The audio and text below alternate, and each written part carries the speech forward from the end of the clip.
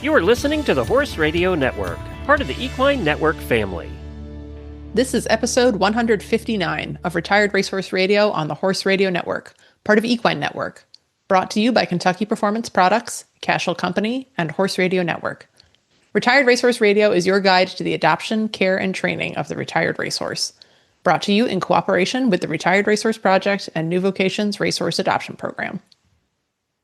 Today, we're back with Making the Makeover rider, Sam Fawcett, to learn about her tips and tricks to keeping a positive mindset as a rider and competitor at the Thoroughbred Makeover. We touch base with New Vocation's Bridget Heasley on lameness versus weakness in training horses and introducing our adoptable horse of the week. Stay tuned.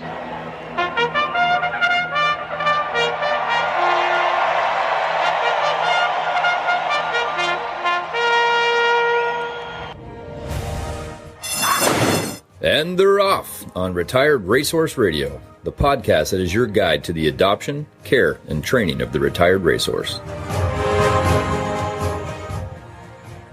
This is Joy. We're in Detroit, Michigan. This is Kristen Kovach-Bentley in Jamestown, New York, and you are listening to Retired Racehorse Radio. Kristen, kids are going back to school. I haven't seen the bus go by yet, actually, now that I'm thinking about it. Oh, you haven't had that one yet? No, but I think we go back to school late here in the north. Oh, you probably are the after Labor Day crew. I think so. But yeah, all of my lesson kids back in school. I see moms with their pumpkin spice lattes. Ooh, I haven't had one yet. Have you? The fall season sooner than I anticipated, but I'm not mad. Yeah, I got to figure out.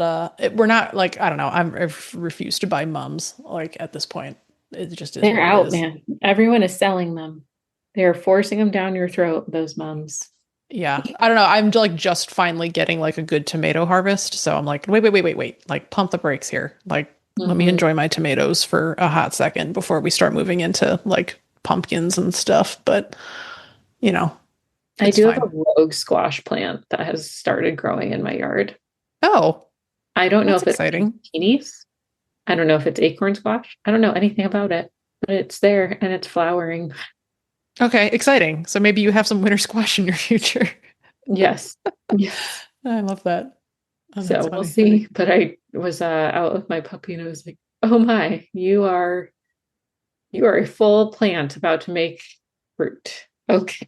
Did it escape from last year? Where did this thing come from? All I know is Zach did some weeding. And so I happened just to walk back in that area today. And in place of the weeds was a very large squash plant. I do think that they grow under any condition. We always run, so at the farm stand, they run all the leftover pumpkins through the manure spreader in the cow pasture and let the cows eat the pumpkins, that don't sell. So the day after Halloween, November 1st is just pumpkin mania out in the field. And the number of surprise pumpkin plants that pop up the next year from that is very funny. Incredibly resilient. So they're super resilient. Yeah. I have my eye on one from, that I've just been calling it the Jon Snow squash. Because we don't know really who it is or who its dad is, but all right. I love that. Yeah. All right. Game of Thrones listening fans. Yes. You'll know because this is a rated G podcast. I can't say all the things I want to say about the squash, but that's hilarious. I love that. Yes.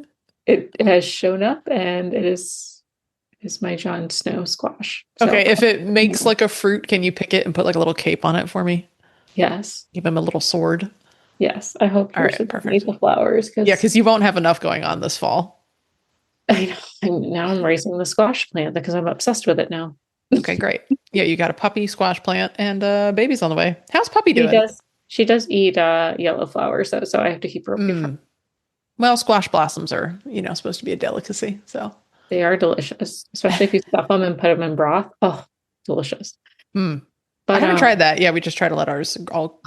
Become squash. I'll send you. Okay. If anyone wants this recipe, I'll send it to you all. But a stuffed squash blossom that you then just cook within lovely fall flavored broth. Yeah, send me that for sure. We used to do recipes on this show way back. Mm-hmm. It's time we're bringing it back. It's going to be out of season if I save it for Thanksgiving. Good point. Okay, yeah, I'll definitely share it Send early. it to me. Send it to me. I don't know if any listeners want it, but I will. If you guys want it it, because you listened, message me. Send us a message. Let me know you're listening. I love it. But speaking of puppies, she's good. She has doubled in size. She looks like a mini German Shepherd, which is super cute. Oh, that's good because she is a German Shepherd, right? She is good. It'd be weird if she was like a beagle. Tiny. She's just a tiny one. Just a little one. But she thinks she's very big, which is super cute. She still has her goblin hours, which is not always fun to deal with. It's always right before we need a nap, but she's training really well. And she started school. So, is she doing like puppy class? Yeah, she has a dog trainer who comes on Fridays to hang with her. I love that. And Zach. Nice. So they are hanging out, getting to know each other well. He seems to like her, which is good. I was like, is it defected? Let me know if it's defected. Yeah, because he like leaves the house to work, right? And you work from home. Yes. Yeah. So the puppy sees you all the time. Right. Oh, yeah. She and I are very close. But Zach's also got to take on the brunt of it once I give birth to the other puppies, aka my twins. The other puppies. The other puppies. So he's gonna have to take on that puppy, which means he is getting the full education as well. Good for him. I've had multiple puppies. This is his first. Oh, that's right. Yes. But she's good. She had her first bath. We thought it was a very big moment. She enjoyed it up until the rinse because she liked how the soap felt against her body in the grass. Oh, interesting. Okay. Whatever that means. Yeah, most dogs are like, get this off of me. No, that's hilarious. She wanted the soap to stay on. She was very excited about the soap. That's hilarious. And it's just an oatmeal shampoo. There's nothing fancy about it, but whatever. And she's doing really well training wise. So I think she'll end up being a good, solid citizen as she continues to mature. She's still only 12. Let's see. By the time we're recording this, she's almost 13 weeks. By the time this comes out, she'll be closer to 15. 15, I think, if I do my math right. So we're hitting our terrible preteen mindset soon. So that's gonna be fun. Yeah, and that's always a fun time. She goes to boarding school though for a little bit. Okay. At the end of September. So I will get a break from her during that time. Yeah, you'll have enough going on. Yes. But that's all it's going for me. And Miss Astrid's just getting fat, getting snuggles from teenage girls. She gets way too many cookies. I am proud of how clean she keeps herself because I have slacked in grooming, being most of summer being as hot as it is and being as pregnant as I've been. And she just likes being clean. And honestly, I want to give her an award. Like I want to give her the Nobel Peace Prize for cleanliness. My sanity. But yeah, she's doing great too. I wish I could find a good lease home where she could help wean foals from their moms. That would be her dream job. But we are not at that place yet. But I'm keeping that in mind as a potential opportunity for her, is she might need a third career. I know a guy. We should call up our buddy Kyle. He'll be weaning some foals soon. He sure will be. But yeah, she does enjoy the babies quite a bit. So that would be her dream position. And she'd be so good at that. Yes. She's very nice to the babies. But how about you? Because I feel like I've watched you live this very fun, like I'm going to call it authentic horse girl summer the last couple weeks, where it's not shows, it's not like all the glitz and glam. Like you honestly look like you're just having a saddle club moment. Yeah, well, it is. It's funny because the saddle club is me and my husband Eric and my mom. So cute. The three of us just ride. We've ridden together most days. Sometimes it's just me and mom. Like Eric and I take turns. On some nights, and he's had some work stuff come up and some other projects and things. Where he's taken a night off. So then it's just me and mom riding around, which has been a lot of fun. And yeah, we're just like everyone's got their horse. The horses, knock wood, have all been sound at the same time, which is a nice treat. And we just wander around.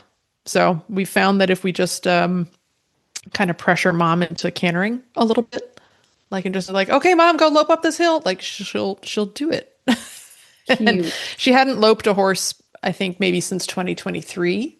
And like, so it started out like, Eric would be ahead of her and I'd sort of be like next to her, behind her, and we'd sort of like safely sandwich her somewhere. Like Eric was pretty far out ahead and then I was pretty far behind. So it's not like we were all like thundering along on top of each other, because that would have been worse. But kind of taking her along for the ride. And then the other night, like I was off by myself and Eric went off by himself, and I looked and there goes mom, like happily loping up a hill. So, which is awesome. So yeah, she and Wes. So I think he's given her a lot of confidence to go back and also live her best horse girl summer, which is cool. So yeah, happy to sort of facilitate that for her. Yeah. And like, just like sort of getting increasingly unhinged with like the random things I'm doing with Jobber. So like the other day I was, rasping his toes back and he was just loose in the barn, like no halter, just vibes. I was like, this is probably not very safe. A lot of what we're doing is like not Pony Club approved, but we're having a great time. So, I don't think I sent you the picture of the day I brought them all in for the farrier and I rode Jobber and led the other two bareback. I had a helmet on. You did not. Oh, well, I had a helmet on for safety. Yeah, safety first. Glad you did that. Yeah. But also have fun. Like, yeah, I was like, whatever, I'm going to ride them in. This is going to be great. Stressful as they can be, I feel like do keep us really young. Yeah, they are simultaneously giving me gray hairs and also keeping me active and youthful and pursuing fun. So, that's something to be said for them. Let's see, I rode Shorty English because I was bored and he needed to go out and get hacked. He was fairly indifferent. I actually thought I could get some better flexion work out of him. I just could feel things differently in that saddle, and that was enough to kind of like switch it up. So I think I'll likely put him back in the Western saddle next time I ride him. And I am actually planning to ride him as much as I can in the winter. The winter is always kind of a toss up with the snow and ice conditions, but I think he would really benefit from like short 20-minute walk flat work sessions. And that's exactly what the winter is for. So I think I will probably hack him all winter, because the days are so short that Eric doesn't really get to come out much after work for like December and January. Then sometimes in February, it'll start to, get lighter, longer, and then he can come out again. But that gives me a couple months to try to get the horse to actually bend correctly, because he just doesn't do that. So, and then coordinate with my vet, who's also a body worker, because she's like, well, he really, so a lot of this is muscle memory and he just needs to sort of like learn how to come out of it. So, but then he's been so inconsistently sound since we had the body work done, it's been impossible to actually keep him in any kind of like consistent program. So that part's been annoying, but gives me something to work on for the winter. So, because I do like a project, as much as I like just sort of like larking around in the field, I am a little bit of a goal-oriented person. So that year of not showing has been a little bit of a challenge to be like, what do I do? Yeah. Like what do I do when I ride? Like, it's been so long since I've just ridden for fun, and it is nice to just hack around, but there comes a point too where I'm like, I want to work on something. So, so that'll give me a good goal for the winter. I love it. Yeah. I think it can be hard, like where you're not just riding monotonously, if that makes sense. Like, if that's your thing, that's your thing. Like, I think at some point I probably will be that person who's like, I just want to hop on for like 10 to 15 minutes and putt and enjoy that. But I also know myself of like, I also like achieving something. Yeah. And I think that, it always keeps you moving forward, because otherwise you start to be like, what am I doing? Like, why am I doing this? There's a lot of existential questions ahead of us in this episode. So yes. We're really just setting the tone early. If you would like a bit of like deep thinking, folks, then boy, do we have an episode for you. It's going to be a good one. But before we get into all that, we have a message from our premier sponsor, Kentucky Performance Products. Do you want to help ensure your breeding stallion's reproductive efficiency? Do you want to make sure your newborn foal has the strongest immune system possible? Studies show that supplemental vitamin E can support a stallion's sperm cell quality and motility and offset the effects of stress associated with breeding. They also show that foals of mares supplemented with vitamin E have more responsive immune systems than those that weren't. Elevate Natural Vitamin E can help. A research-proven, powerful antioxidant, Elevate maintains healthy muscle, nerve, and immune functions. It does this by delivering a highly bioavailable source of natural vitamin E that is preferentially absorbed and retained in a horse's tissues. For more information, visit kppusa.com or call 859-873-2974. Well, Joy, we are back with Sam Fawcett of Meraki Equestrian for our Make the Makeover series. And I've loved this because, I always like our Make the Makeover series, but it gives us a chance to, sit down with a trainer for a whole season and really get to know them. So now we have a great friend in Ontario. So Sam, welcome back to Retired Racehorse Radio. Thank you for having me. It's been a lot of fun. Yeah, lovely. So tell us, what's the latest? We are now sitting at end of August, early September. It's crunch time. What's going on with Ferda? Well, I've had to make a bit of a tough decision over the last week that I won't lie, I was pretty down about it a few days ago. I'm kind of coming around a little bit and trying to look for the silver lining, but I've made the decision to withdraw from the makeover for this year for what would have been my 7th year. Berta, I don't know if she ran around in the paddock a couple weeks ago and just tweaked something, but she hasn't been quite right. And wanting to give her another week or so to just she's sound now, but wanting to give her another week or so to make sure everything is good, unfortunately means that it would be quite a big ask for her in losing a lot of the preparation that I had planned over the last few weeks of doing some off-property schooling, going to a schooling show. And I know she's a bit of a sensitive mare, and I think she's got a lot of potential for the future. So kind of decided to make that decision that's in her best interest and withdraw. If I was a little bit closer to the Kentucky Horse Park, I might consider still coming out for a little schooling experience for her. But when it's 12-hour haul down from Ontario, that factors in. I'm so sorry to hear that. That's such a bummer. And 7 makeovers. I had no idea you had done that many, or would have done. Oh, this year would be the 7th. Well, I mean, we're always a huge fan of, the horseman's decision here at Retired Racehorse Radio because we've done it ourselves and had to scratch shows, retire horses. It doesn't make it any easier, though. So, yeah, long distance hug. Sorry that that's happening to you guys. But yeah, always commend, you for making the best decision for Ferda. And yeah, I mean, who knows what else is in store for her in the future. So I want to say a little speed bump, but the makeover is a big show. It's a big goal. We all, work really hard towards it. So it is still really disappointing, and I know the trainer group's always this is just a step. It's just the beginning, but it's still a thing that you've worked for, more than a year for you. You've had for a while, and you've had a big year in general, new farm, moving properties, you've had a lot going on. So. Yeah. And even in some of my other show horses, Canton Comet, who, I planned on being able to get out to more shows with her this year. And I have a couple other thoroughbreds at home that are great ambassadors for the breed. And I've kind of had to, make some financial decisions on pulling a few of them out of some shows this summer. Just had 4 weeks in a row where it was just vet bill after vet bill across the cats, horses, and dogs. So, that it's always a little bit disappointing. So when I kind of started having to whittle down what I was planning on doing with my other horses, I was still really looking forward to doing the makeover with Ferda. So having that drop out of the kind of plans is definitely, you take it to heart a little bit, but at the same time, you have to do what's right for you and your horse, even if it's a tough decision. Yeah, you can't see me. I'm vigorously nodding my head because we did the same thing this year. Financially, we're you know what? Showing is a luxury. We're not pros. Yep. We just do it for fun. So we're okay, that's going to have to go because we have some other goals and some stuff coming up. So yeah.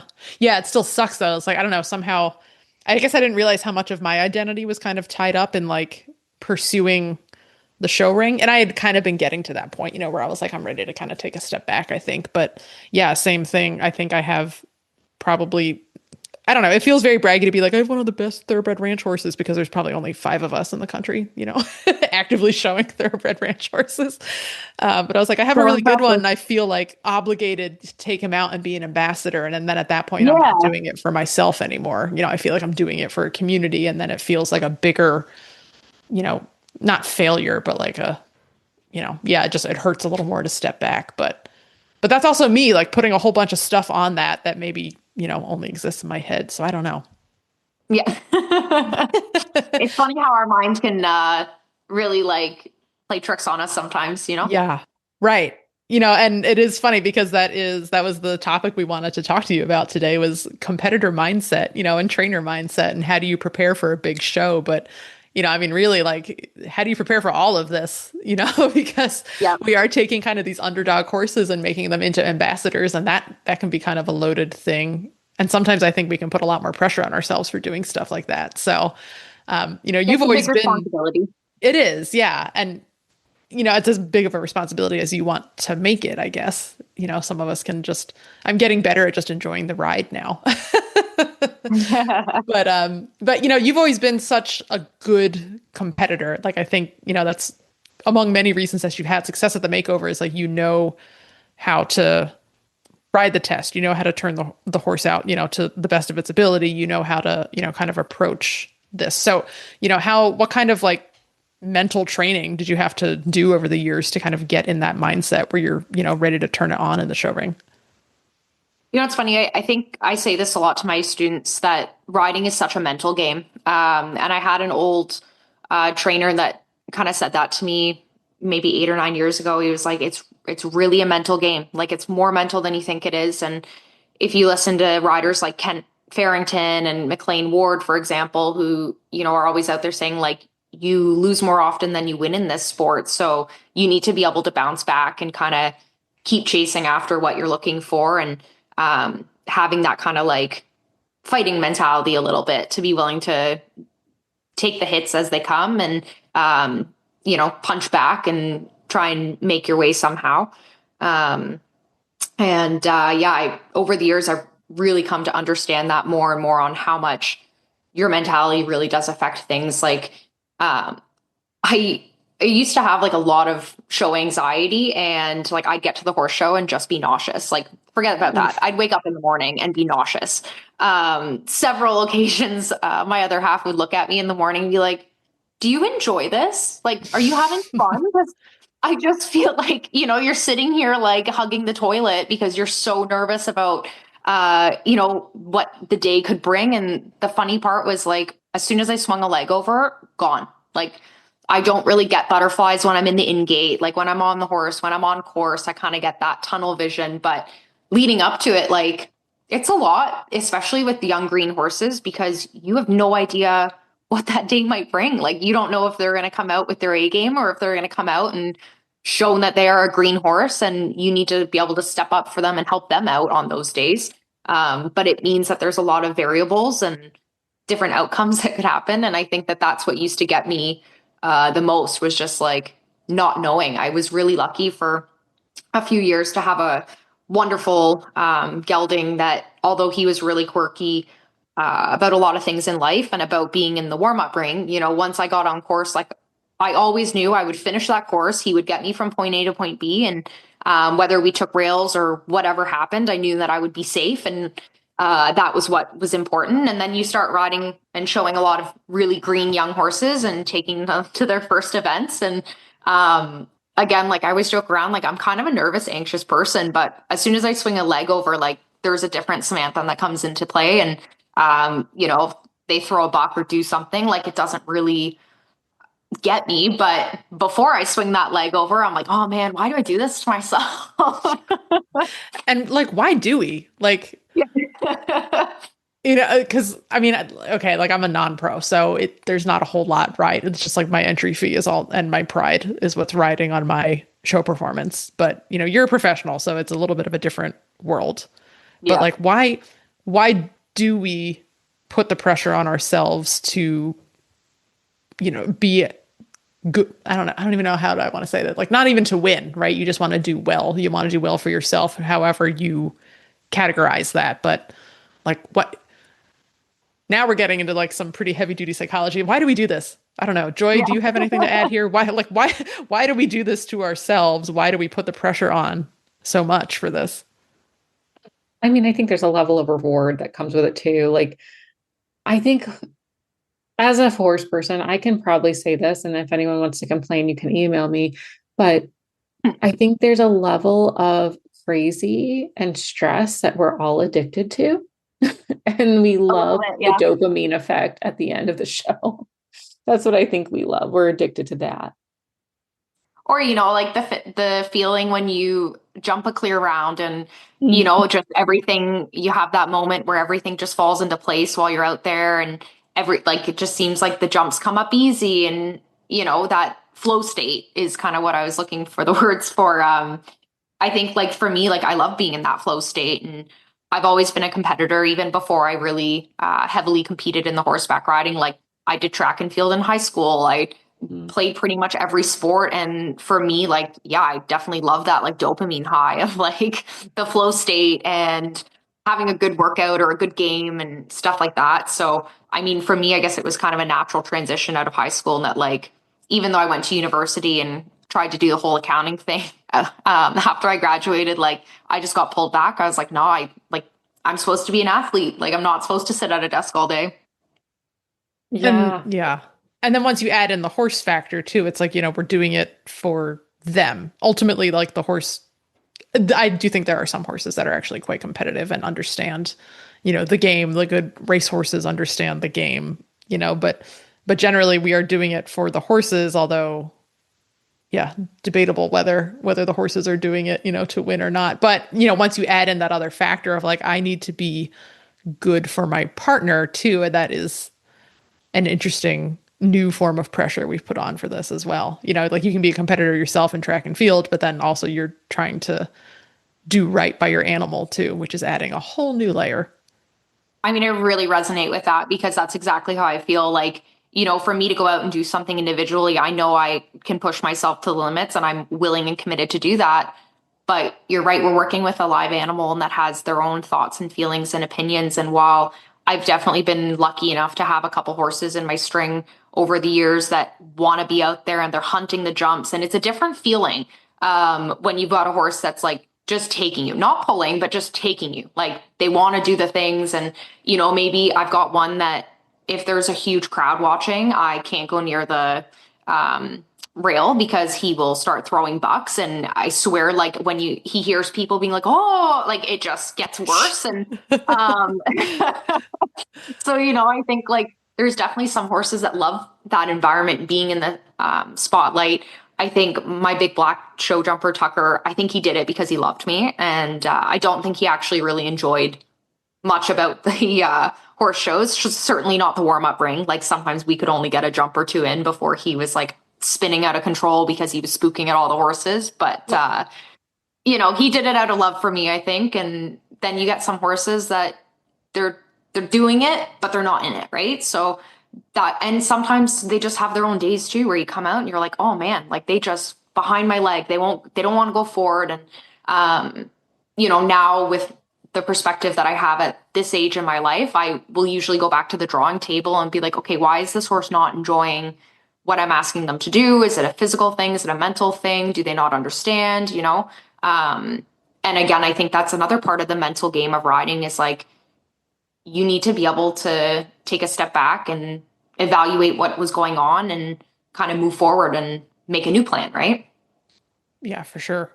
Yeah, we we have a similar conversation because we recorded this episode a little bit out of order. We're going to have a very similar conversation in our training tip. So if you folks are interested by that, listen on because we're going to talk about that again. Because that is like, that's the crux and the challenge of being a horseman, right? Is trying to figure out like, which one is it? And is it me? Yeah. Am I the problem? Is the horse the problem? Is the tack the problem? Is it something in between? So yeah, I do. The longer I talk, the more I'm like, why do we do this? Man, geez, I should just look at them out in the pasture. That seems safe. I like puzzles. So maybe that's what's got me doing this. So for so many years, it's just like every new horse is a new puzzle. Yeah, that's a good way of looking at it. I do. I love a jigsaw puzzle. So I just need to apply that to the horses. I'll be all right. Yeah. So, okay. Now, how do you bounce back? You've had a pretty big disappointment now in having to scratch the makeover. So, what do you do? Do you let yourself pout for a day and then kind of pick yourself up and move on, or? Yeah, I definitely pouted for a day, maybe two.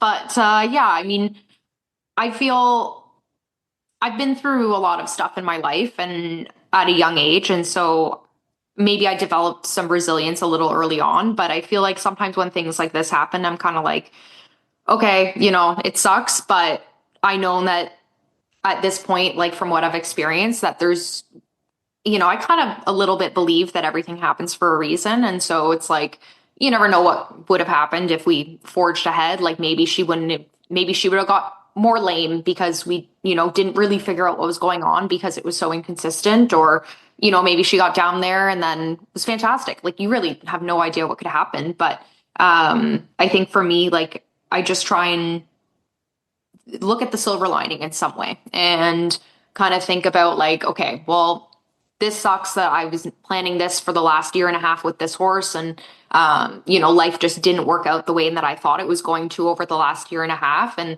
in a lot of ways, I thought that when that was happening to me, that I was being pointed in another direction. And maybe I honestly thought about, like retiring from being a professional last fall when I was going through what I was going through. And, I think that looking back now, like everything that happened led me to this place now where I have my own farm and we can really set down roots and grow, and we can make all these new plans for the future and that weren't possible last year. So I kind of try and look at life a little bit that way. And so with Ferda, it's like, okay, I've got to go back to the drawing board now. I'm going to give her the time off now and let her just rest a little bit, and then bring her back into work and figure out like, what will our new plan be? Or am I going to maybe try and do some like winter shows with her? Am I maybe going to just train all winter and then break out in the spring? Like that's kind of what the goal will be now, because I really like that mare and I think she's got a lot of potential. So, I'm going to just keep working at her, and I don't have any plans to sell her unless somebody wants to come and offer me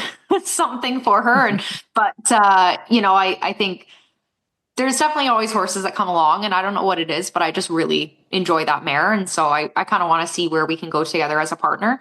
And just knowing that, I'm making the decisions for her best interest. And I just have to know that, find some peace in the fact that like, I'm doing this for the horse. I'm doing this to make sure that she has a really good chance at having a good future. And you have to just kind of try and make peace with it a little bit.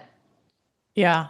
That's really powerful. Like, I didn't realize you were kind of at that, like, point of making a decision, of stepping back from being a professional or carrying on. And I mean, it seems like you're on a track now where like you're going down the right path. You've got a facility of your own. Like, it seems like things are looking up in that way. So yeah, I love the everything happens for a reason. I don't know how true it is, but I also tell myself that a lot. We just don't always know what the reason is.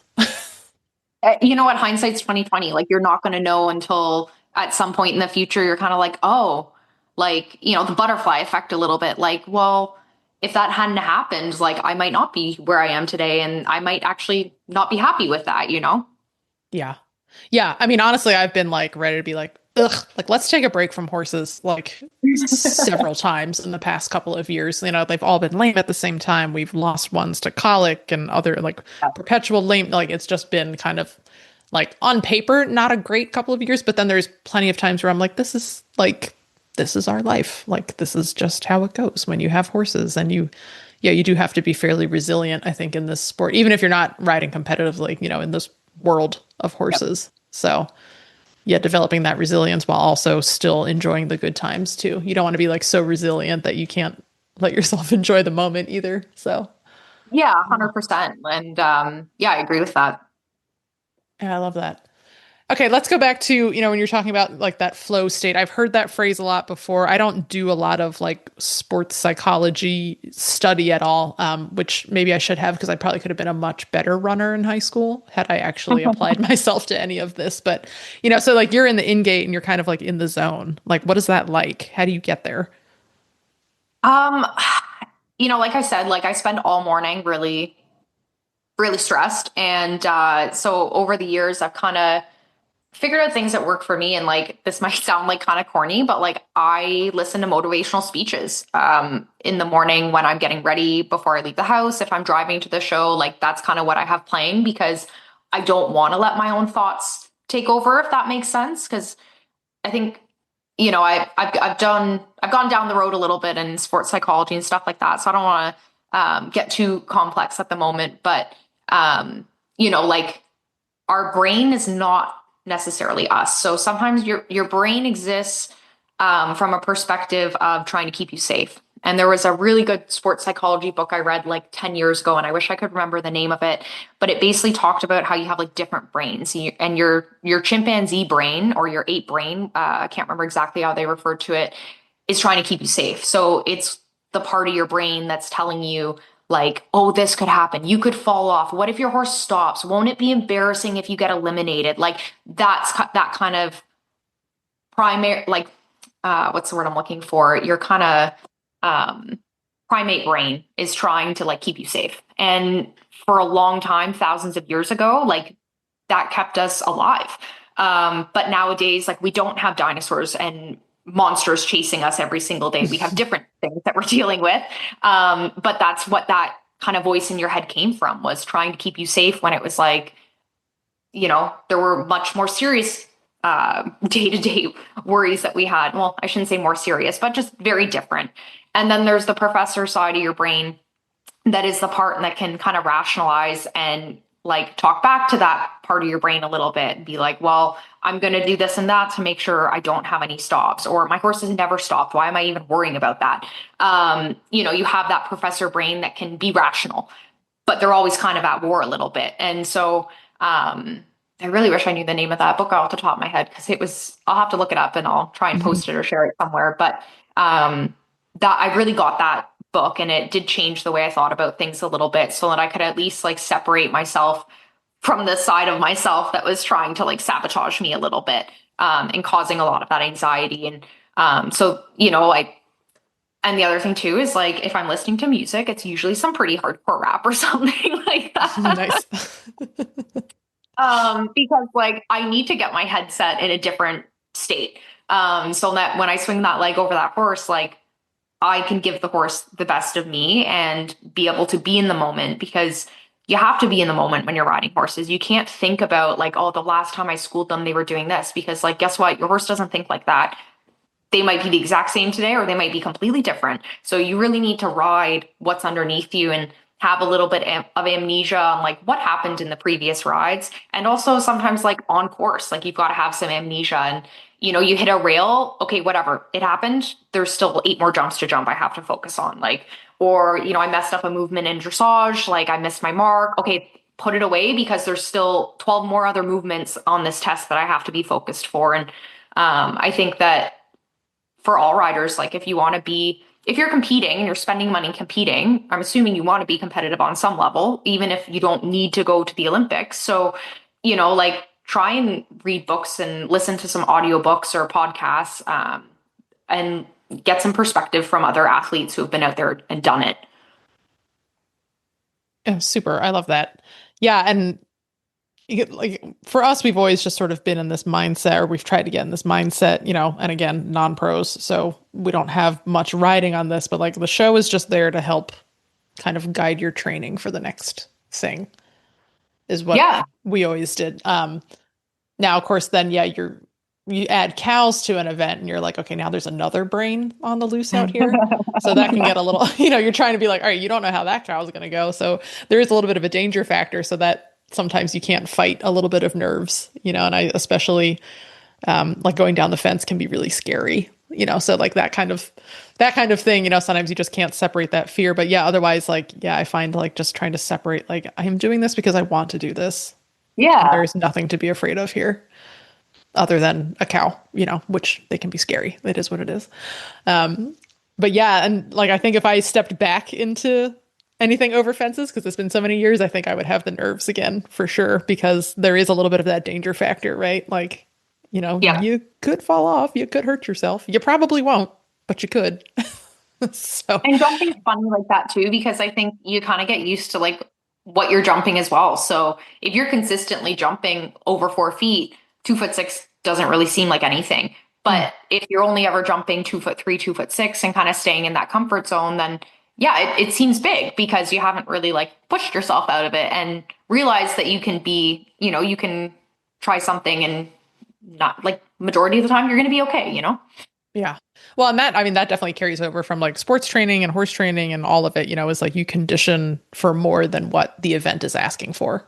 And same thing, you know, you ideally are training to a higher level at home than you're going to compete at least with a green horse too. Like if the horse is comfortable at 2.6, you might show at 2 foot, and if we're comfortable going down the fence, balls to the wall at home, maybe I'm just going to do a boxing class at the show, and kind of like, so you're showing a little bit more where you're training yourself to be comfortable, and then you keep raising your bar.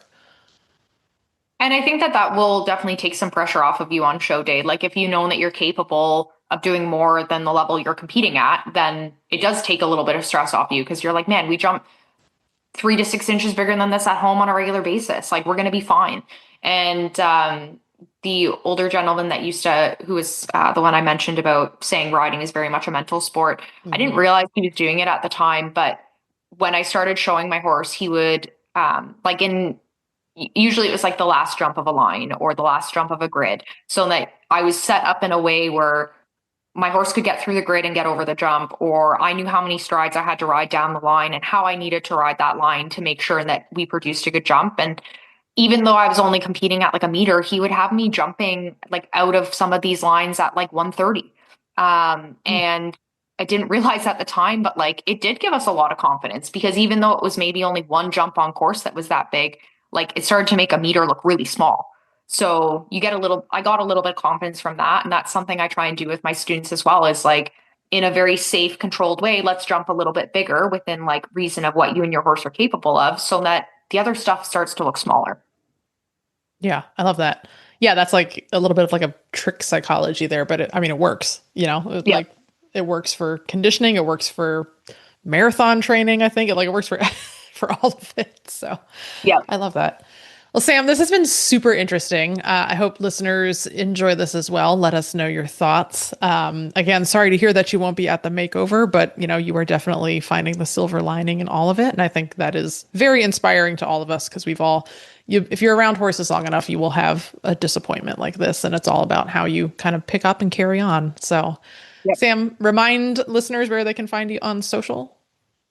Meraki Equestrian on Facebook, Instagram, and TikTok. Lovely. Well, Sam, thanks very much. Enjoy your autumn, and we will be in touch again soon. Thank you. Looking forward to it. Cashel has been crafting top-notch products since 1986, designed to make your ride safer, more convenient, and downright enjoyable. From the Crusader Fly Mask, the ultimate fly mask, trusted by riders nationwide, to the blanket top performance felt pad with pressed felt with merino fleece.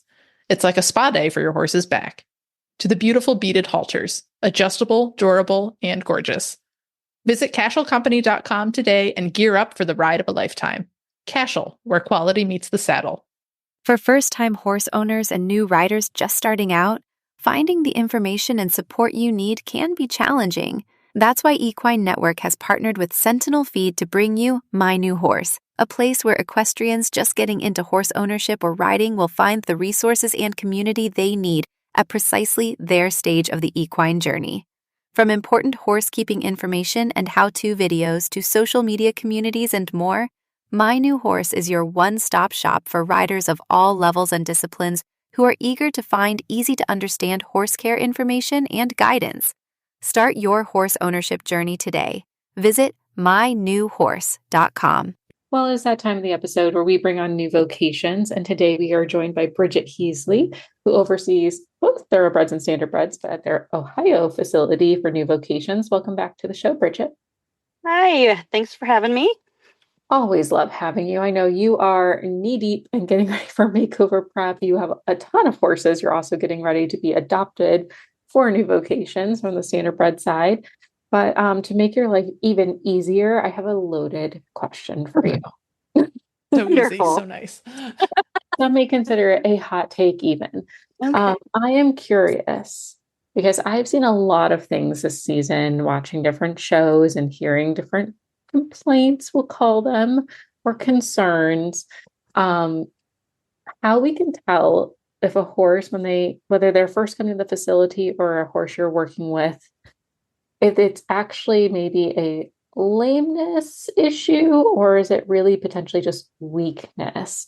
I'm thinking horses who might need core support, stifle support versus, I don't know, an EPM diagnosis to jump right into it. So yes, how do you determine whether it might just be muscle weakness? So I think the vast majority of the horses that are coming in are going to exhibit what we consider weaknesses as far as riding horses, because they have just never been asked to move that way. And so just because you see a horse that maybe doesn't take as deep a step in the hind end, don't immediately go, oh, well, they're lame, their stifles are bad. Probably not. They're probably just weak in the stifles and weak in their core. They have never been asked to round up and reach underneath of themselves before. And this movement is entirely new. And if you think about, if you first start a second activity, if you take a Pilates class, if you take a yoga class, a Zumba class, and you've moved your body in a way you never have before, you're going to be sore. Is that a chronic lameness? No, it's just you learning to move your body in a different way. And so I think the very first thing to consider is that it's probably a weakness. And then after that, investigating further. And kind of like you mentioned, there's sort of these trendy problems that you see in the horse industry. And I see it, it goes in waves of, oh, everybody's x-raying necks right now, or backs for kissing spine, or, well, this horse is weak and it clearly has to be EPM and the people are not in a high EPM area. And so when you're going to look for the underlying cause of the movement you're seeing, don't go looking for zebras in a horse pasture. Like, start with the most obvious reason for this and then work your way out, and don't immediately panic about something. Now, are you going to encounter cases from time to time where you have a horse that has a lesion in its neck? Sure, we've had that pop up before, but most of the time you're seeing a horse that is weak and undermuscled or underfit for the job at hand, not underfit in general. Although sometimes, we have the horses in our broodmare program that come in and they are not fit for anything except for birthing babies. But, looking at, if this horse were in a program 5 days a week, do we think it would still look like this? Or are we noticing actual gait abnormalities? Or is it actually, are you noticing pain responses with it, or just a way of going that doesn't look exactly like what you're hoping for?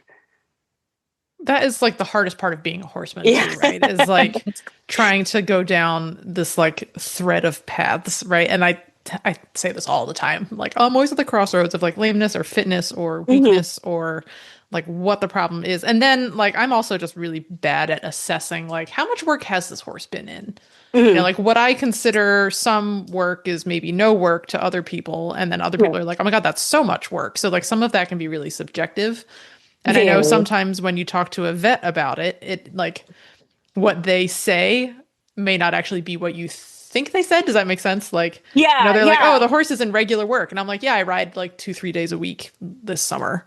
And what they really mean is 5-6 days a week, but then other people are like, that's an insane workload. So like, I never know. I'm like, I don't know. Is my horse fit? I have no idea anymore. We wander around the pasture anymore. So, at this point, it doesn't matter, but regular work too is still subjective in, I am regularly hacking this horse, but I am not asking this horse to carry itself in a frame. Right. And corrective work versus a big workload of incorrect, like inverted, upside down, heavy on the forehand work is not the same as a moderate load of correct work too. So it's like another area of subjectivity. And evaluating without a rider as much as possible, without a rider, without tack, to eliminate balance issues, tack fit, that kind of stuff too, because you can have a sound and fit horse that is wildly affected by a rider that is incredibly off balance, heavy-handed, things of that nature too. So, we rush to lameness diagnoses, and like on one hand, that's great because we're worried about the horse's welfare, but on the other hand, we're not always considering our role in what we're seeing. Yeah, horses so complicated. They are the TLDR of that conversation. Yeah, too long. Didn't read. I don't know. Well, like I love that you touch on the rider too, because I've seen riders whose posture greatly affects how that horse is going to move. Mhm. I think we see it all the time, like the TikToks and Instagram posts of, me versus my trainer riding a horse, right? Like, it's a great example to check your own biomechanics. Yeah.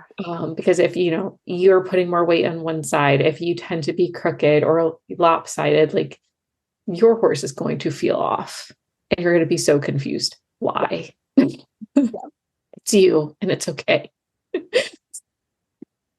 All right, let's talk about something far less complicated, such as this adorable adoptable horse of the week. Bridget, can you tell us about True to Mach? Yes, Mr. Mach is just, a super classy war horse. He came out of a lovely racing stable in Kentucky, pacing bred by Mach 3, so, a little older, fancy bloodlines. And he is everything you'd expect.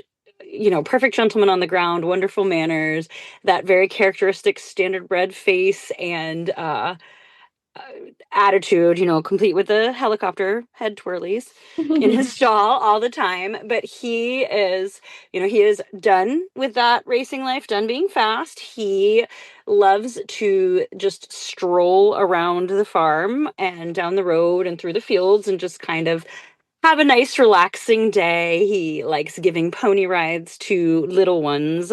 I don't have the pictures on the website yet, but I do have some pretty precious pictures of him with my friend's toddler giving her kisses and pony rides. And he's just like the perfect family edition. If you need a horse for husbands or grandmas or wee littles to, just kind of ride around and have just me.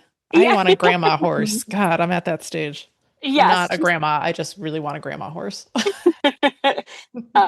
He is the guy for you. He's a very chill dude and is going to be a fantastic addition for somebody.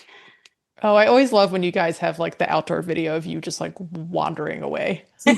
Like, this is my favorite video that you guys do. But what I love with this horse is like this naturally level top line too. Like, that's a horse that just looks relaxed. Mm-hmm. Oh, what a guy. Watching him move, and he, like, you can just tell from his face, like, he's just like, whatever you need. That's fine. Yeah. I love that horse in the barn. Also, if I adopted him, there's no way his name wouldn't be Macchiato. I'm just throwing that out. If you're adopting him and you claim that, let me know. Yeah, then you have like the nickname of the nickname. Yeah, you're ready to go. Yes. I was like, because he does look like a little coffee color. He's so cute. Oh, I like him a lot. He's great. Someone's needs to snap this horse up. Yes. Yeah. And he's a great, great fee. I'm going to say fee, not price, because it's all adoption. All goes back to the program. He's $1,500. So you're getting a really mentally sound veteran horse who's just eager to be groomed and loved on and go for happy trail rides. Like, who could ask for anything more? Honestly. So there goes Bridget riding away into the sunset. I know. Video. He's like so happy and chill just to go off property. We love it. Yeah. Love it. So if anyone's interested in True to Mach, apologies, you'll want to go to horseadoption.com or newvocations.org. Get your applications in and approved. It's okay if you miss him this first round because there's always horses coming through. And Bridget, I'm sure you are happy to help match the right horse to the right adopter. Very much. Amazing. Well, thank you so much for coming on and playing hot takes with us. Thank you. And until next time, we'll talk to you soon.